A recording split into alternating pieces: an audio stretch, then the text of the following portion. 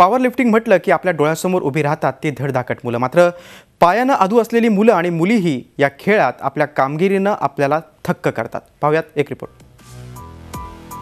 या खेळाडूंना शरीराचा एक भाग म्हणजे पाय नाही अथवा ते पायांनी अधू आहेत, मात्र याची तमा न बाळगता, याहीपेक्षा याचं भांडवल न करता आणि रडत न बसता ते आपल्यातील गुणवत्तेचं दर्शन घडवतायत। पॉवर लिफ्टिंग सारख्या खेळातील या दिव्यांग खेळाडूंची कामगिरी पाहिल्यावर हम भी कुछ कम नहीं या त्यांच्या दृष्टिकोनाचं कौतुक वाटल्याखेरीज राहत नाही।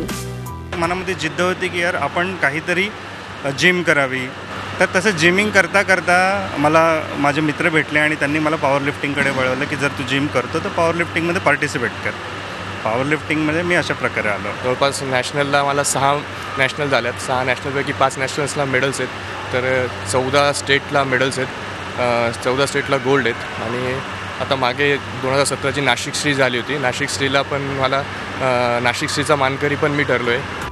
विविध वजनी गटात अंधेरीत आयोजित करण्यात आलेल्या या पॅरालिम्पिक पॉवर लिफ्टिंग महापौर चषक स्पर्धेत मुलांबरोबर मुलीही सहभागी झाल्या होत्या।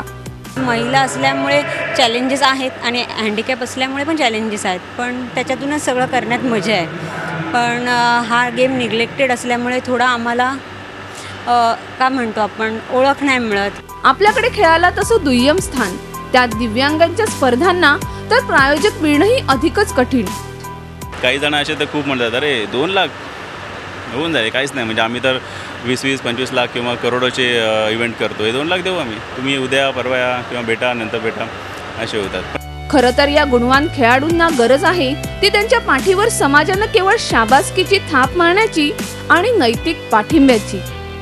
केवळ शरीरानेच दिव्यांग असलेले हे खेळाडू मात्र त्यांच्यातील जिद्द, क्षमता, त्यांचा मानसिक कणखरपणा आणि खिलाडू वृत्ती याचं कौतुक करावं तेवढं कमीच आहे।